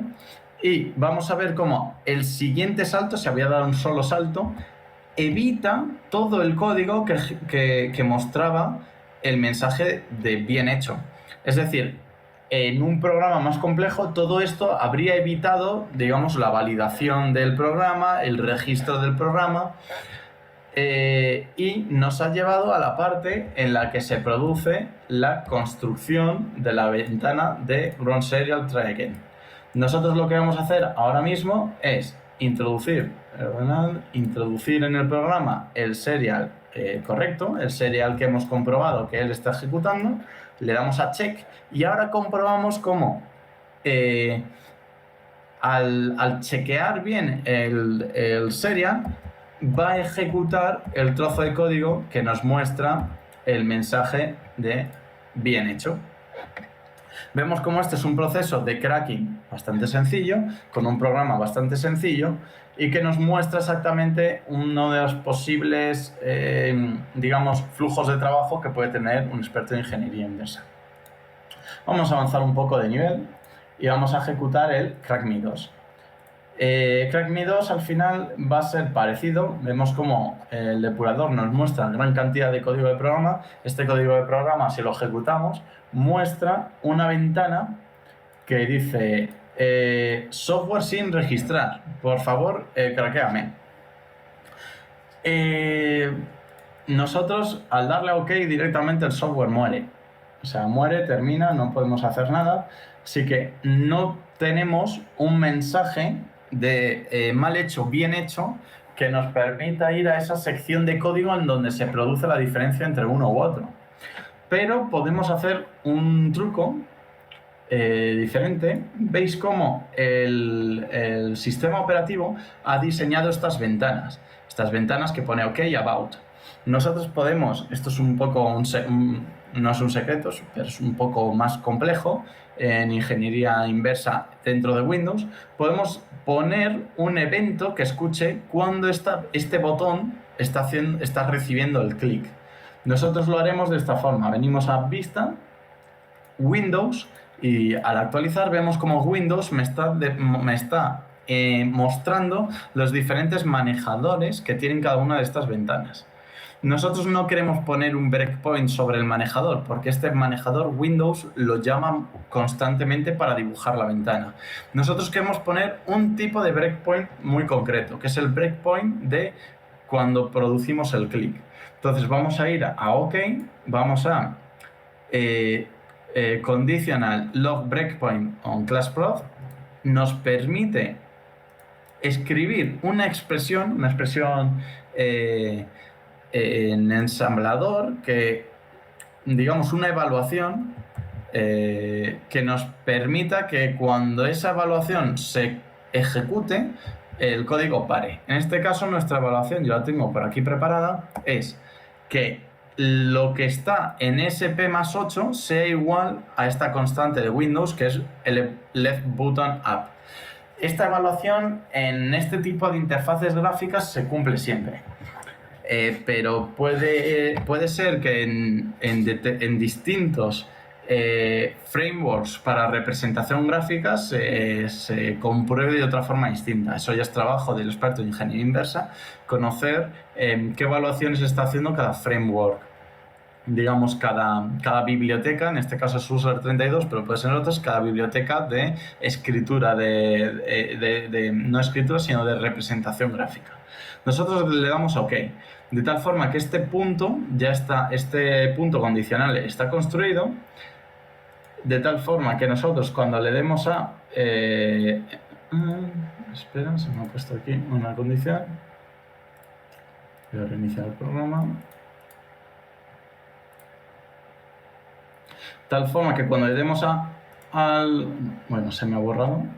Espera, voy a reiniciar porque si, por lo visto, si le das al punto antes de...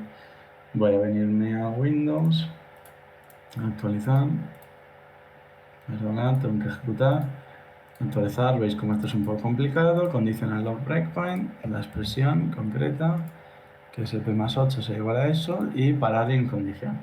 Ok, entonces cuando le demos clic a la ventana, me va a parar en la interrupción.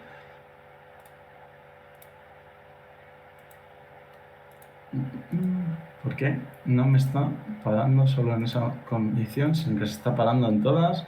Esperad un momento, reiniciar.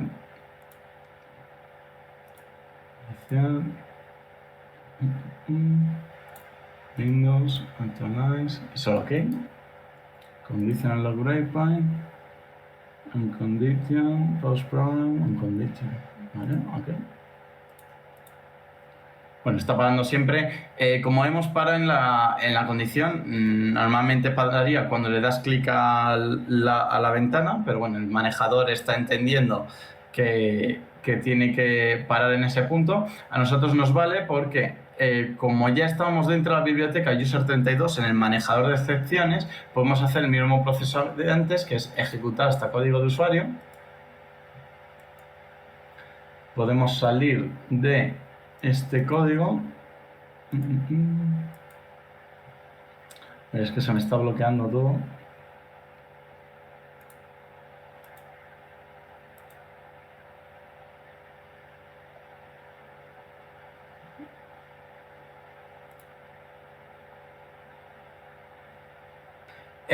Bueno, ya hemos resuelto el problema. Es que me he obcecado en que era una posición que no era. Vemos que en la ventana podemos darle a ver Windows, y cuando vemos las ventanas, al pulsar en OK, conditional log breakpoint, donde hay que poner las condiciones aquí arriba, no en la expresión de abajo. Perdonadme los fallos del directo, pero bueno, en efecto ahora, cuando se evalúe esta condición, antes estaba evaluándolo siempre, cuando se evalúe esta condición, el programa parará. Le damos a OK, vemos como la ventana sigue renderizándose, es decir, como tenemos una condición, no se para en el manejador que representa el botón, sino que se parará cuando cliquemos en el botón. Al darle clic ahí, paramos dentro y ya podemos volver a código de usuario. Vemos como estamos en el módulo user32. Cuando volvemos a código de usuario, estamos en la función crackme, o sea, en el ejecutable crackme, en el código del ejecutable crackme. Aquí vemos cómo se está realizando la comprobación de los mensajes, o sea, del código de usuario. Es decir, cuando le doy a OK, se ejecuta un código comprobando si en efecto existe una condición para dejarme registrar el software. Ahora vamos a ver cuál es esa condición. Vemos aquí cómo se construyen distintas pantallas, isDialog message, get message. Podemos ver que antes en el código de programa vemos cómo existe aquí un conjunto de funciones, voy a agrandarlo, que nos llaman un poco más la atención, porque son distintas. En este caso la función es create file, read file, y vemos como el create file, por ejemplo, recibe un nombre como argumento. Vemos como en este caso lo que está haciendo esta función create file es una función del sistema operativo, en este caso de la biblioteca kernel 32. Lo que hace es leer un fichero, o sea, no crea el archivo, sino que crea el manejador del archivo. Y en este caso, read file utiliza el manejador de ese archivo, es decir, el acceso al archivo para leer su contenido. Después vemos aquí cómo ejecuta el manejador, o sea, cierra el manejador del archivo e imprime este registrado a nombre de alguien. ¿Cómo podemos comprobar que esto ha funcionado? Vamos a crear nosotros mismos este archivo, a ver qué pasa. Podemos, en el lugar en el que se está ejecutando, crear un documento que se llame exactamente keyfile. Este keyfile.txt, como vemos que el programa está leyendo cosas de él, podemos introducir en él, por ejemplo, Enrique, nuestro nombre. Lo que vamos a ver ahora es, vamos a poner un punto de interrupción antes, o en el momento de realizar la creación de estos manejadores. De tal forma que cuando reiniciemos el programa entero y le demos a ejecutar, inmediatamente el programa va a parar antes de haber creado la ventana. Vemos cómo ha creado la ventana, pero no le ha introducido el texto que quería. Eso se hace posteriormente, introduciendo setDialog item text a. Sin embargo, justo después de crear la ventana, comprueba si existe este fichero, keyfile.txt. Como nosotros ya lo hemos creado, ya comprobará que sí existe y va a ejecutar la siguiente instrucción, que es readFileEx. Si paramos ahí, por ejemplo, vamos a ver como el readFileEx lo que está haciendo es leer del fichero. al leer del fichero, lo que ejecutará el programa será un register software. ¿Por qué no ha leído el fichero? Pero voy a reiniciarlo. Ejecutamos hasta la posición del programa. Create file A.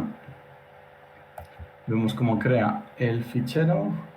Move EAX a... No, ha tenido un error. Al leer el fichero vemos que el keyfile.txt lo ha leído mal y por eso el manejador del programa que nos devuelve es completamente F. Es el manejador vacío, es decir, que no ha podido leer el programa. Una cosa que podemos hacer nosotros es keyfile.txt.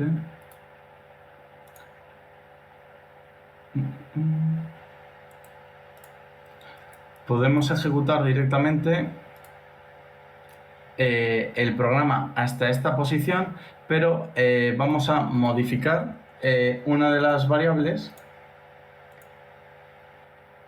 Es decir, ejecutamos hasta aquí y, como os había dicho, antes podemos ejecutar los programas tanto para leer como para... O sea, podemos tanto leer la memoria como ejecutar la memoria. Entonces, si paramos el programa en el keyfile A, podemos modificar los parámetros que se han introducido. En este caso, el modo OpenExisting podemos modificarlo. Podemos modificar este valor a otro valor, creo que era 4, con el valor 4 es open always. No, vamos a modificar a un valor. Estos son diferentes parámetros que utiliza el sistema operativo para conocer conocer qué hacer con el fichero. En este caso lo hemos cambiado a modo 2, que es create always. O sea, es decir, cuando se llame esta función, si no existe el fichero, lo va a crear. Le vamos a dar a F8. Vemos como ahora sí nos ha creado, no ha creado el EAX al valor anterior, que era el FFF, sino que ahora sí ha creado un manejador de fichero. Entonces, ese archivo lo habrá creado. Solo que en este caso creo que lo habrá creado en el escritorio, que es en donde está el programa OliDBG. No, está en... Voy a comprobar.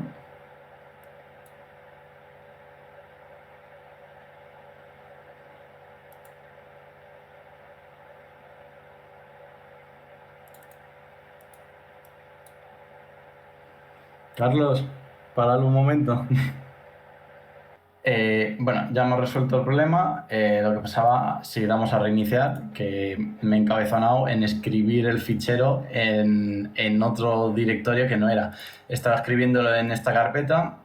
Obviamente, el ejecutable, al encontrarse en crackme1, hay que escribir el documento txt que se llamaba keyfile en la carpeta crackme1. Si reiniciamos el programa y lo ejecutamos, vemos cómo estamos parando en el punto createFileA y al ejecutar la siguiente instrucción vemos como keyfile.txt es el documento que estamos buscando. Al ejecutar la siguiente, crea un manejador para ese fichero, es decir, está leyendo el fichero que en el mismo fichero que el ejecutable se llama keyfile. Entonces, si continuamos, vemos cómo hace un read file. Nosotros, como sabemos que va a hacer un read file, le vamos a escribir en este keyfile, pues por ejemplo, nuestro nombre. Guarda. crackme1 keyfile. Sí, por favor. Porque tengo otro abierto. Como está ejecutando el proceso no nos deja, pero bueno, le voy a dar a restar. Voy a escribir aquí mismo lo que queramos, que es por ejemplo mi nombre. Y ahora al reiniciar el proceso vemos cómo hace el read file. Al hacer el read file guarda, obtiene como mucho 31 bytes del fichero, para que no se llene la memoria. Si has escrito más de 31 bytes, solo obtendrás los primeros 31 y después cierra el manejador de fichero.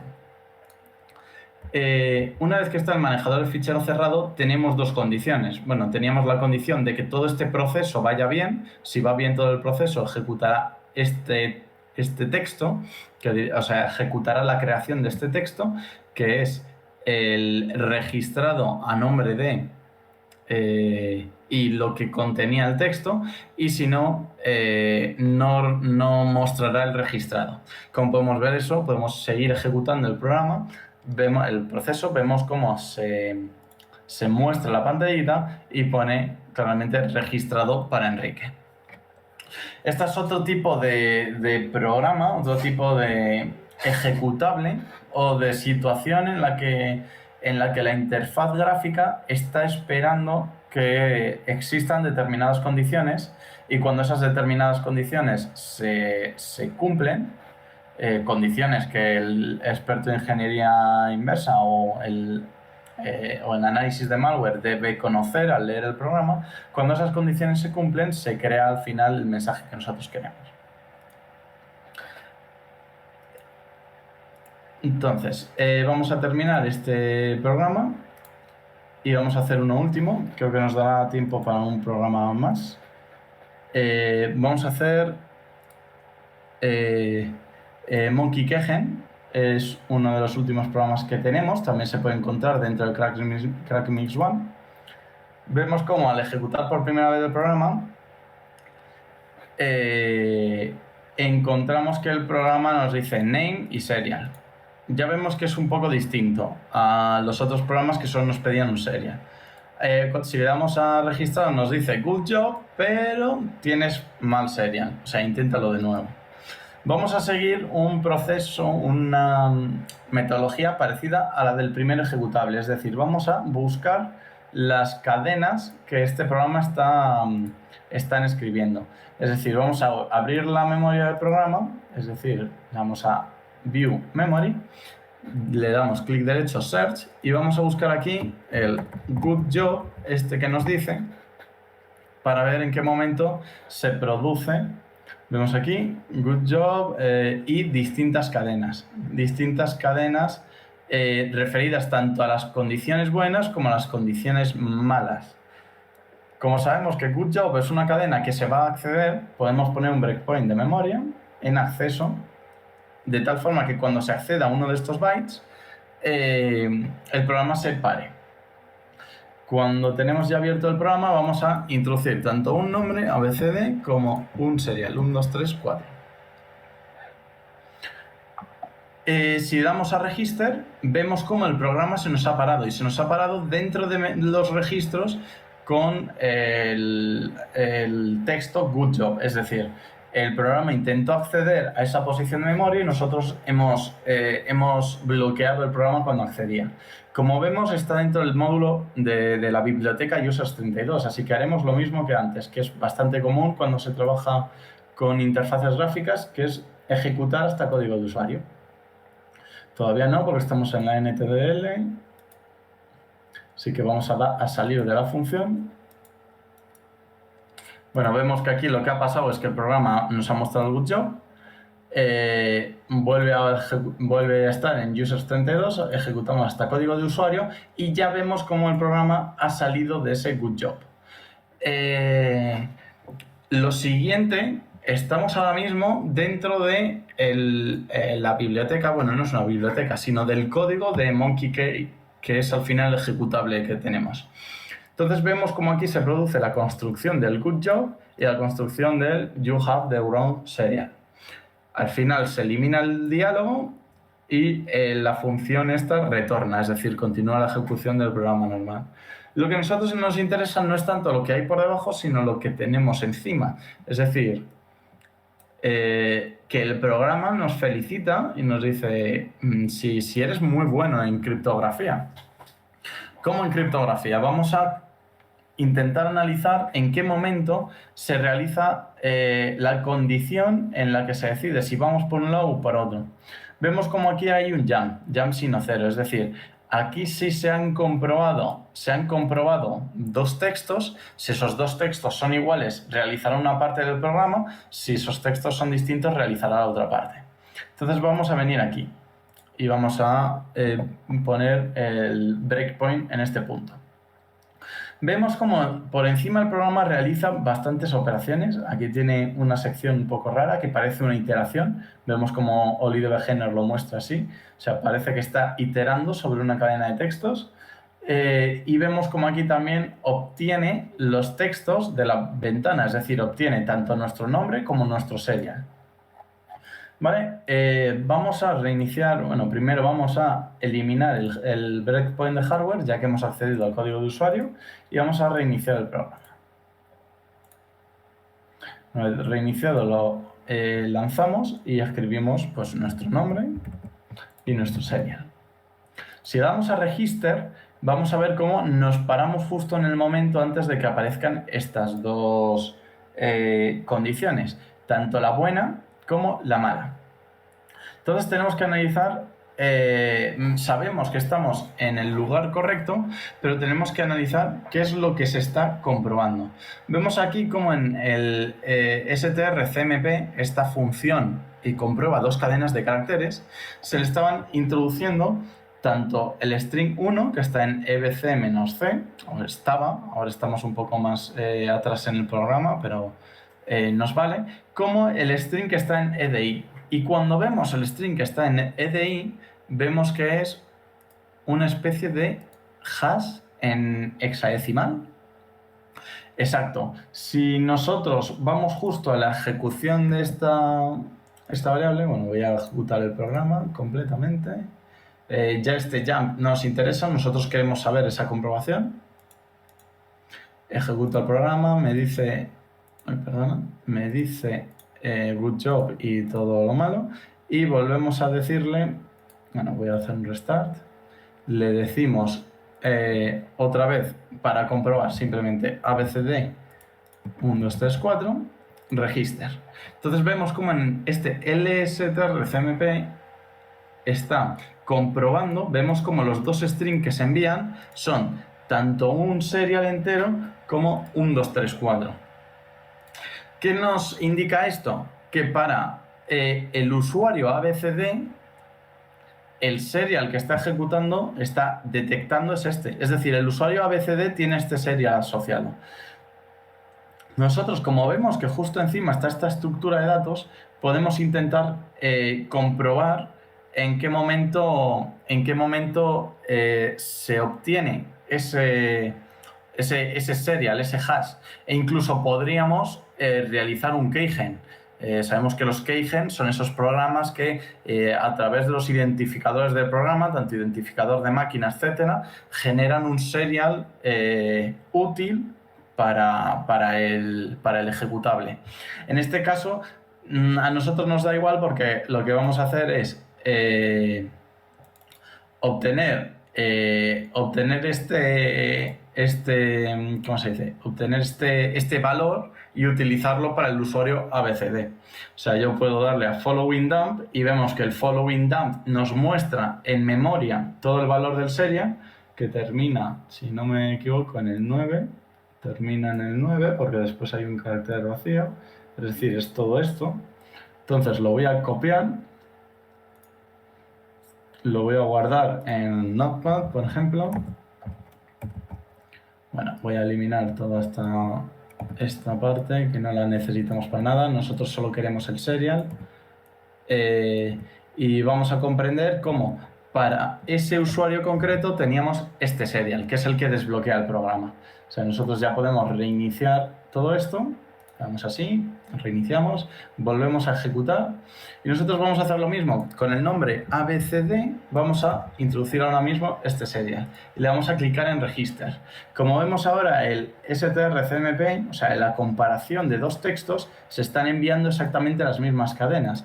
Es decir, si vamos paso a paso, el strcmp comprueba los dos textos y, como los dos textos son correctos, nos indica, nos crea la ventana que decía vaya, eres muy bueno en criptografía. Es decir, hemos hecho un crack del programa. Hay muchos programas que vemos como los crackers, que en este caso serían, digamos, la parte no legal de la ingeniería inversa, realizan estos keygen en los que leen cuáles son los procesos que sigue un programa para tener serial y hacen ingeniería inversa sobre esos procesos para obtener exactamente la forma en la que el serial se crea. Nosotros tendríamos que hacer el proceso exacto, o sea, este proceso que existe aquí, y podríamos crear un programa que para cualquier usuario que introduzcamos, ya sea ABCD, o sea, Enrique, o sea, cualquier usuario, se genere el serial que él utiliza para validar el programa. Hemos visto, bueno, con esto yo creo el ejercicio está resuelto, no necesitamos nada más. Hemos visto también distintos casos en los que podemos aplicar ingeniería inversa, tanto para comprender cómo funciona un binario, como para analizar malware, como para hacer cracking. Lo importante ahora es que si os ha molado este mundillo o este área de la seguridad, pues salgáis ahí fuera a multitud de blogs que existen, multitud de conferencias y de competiciones o capture the flag que existen para poder continuar formándoos como expertos en análisis de malware, en ingeniería inversa, etcétera. Como hemos visto también, hemos utilizado, vamos a hacer un repaso, hemos utilizado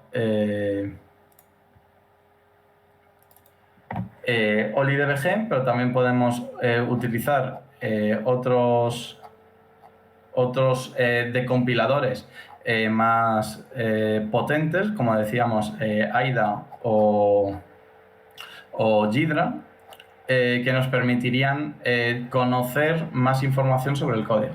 Pero vamos a hacer una recopilación. Estamos aquí. Este primer cracking que hemos hecho, hemos visto directamente que el serial del programa estaba medio hardcodeado, es decir, con que pusiésemos un punto de interrupción antes de la validación, veíamos completamente el serial. El problema era llegar a ese momento en el que se producía la validación, pero en este caso lo hicimos encontrando la estructura de datos que representaba esas ventanas, la de congratulations o congrats, well done, o la de run serial, try again. Después, en el segundo CrackMe, hemos visto que era un poco más complicado, porque lo que teníamos que hacer era conocer las llamadas al sistema que leen y escriben, que leen el contenido de ficheros, tanto leer como escribir. Y hemos creado un propio fichero que sería el serial que el programa esperaba. Por último, en el último ejercicio que hemos realizado, hemos comprobado cómo existía un caso de un programa con un serial bastante más robusto que los anteriores, es decir, el serial no estaba hardcodeado en el programa, sino que se forma a través de un proceso criptográfico con el nombre del usuario. Pero bueno, hemos visto que para el usuario ABCD el serial siempre es el mismo, así que hemos podido validar el programa. Con esto damos por finalizado los ejercicios el taller de introducción al análisis de código, a ingeniería inversa de código, y solo espero que os haya parecido entretenido y que os entren ganas al final de ir ahora mismo a internet, a los distintos blogs que decimos, ya sea el blog de Malware Test, ya sea crackness.one, y realizar por vuestra cuenta más ejercicios, ya sea con OliDBG, que es un depurador muy sencillo, como con otros depuradores mucho más complejos, avanzados, como pueden ser Immunity Debugger, Ghidra o AIDA. Depende del que queráis. Así que muchas gracias. Si tenéis cualquier duda, contactarme por Twitter y hasta la próxima.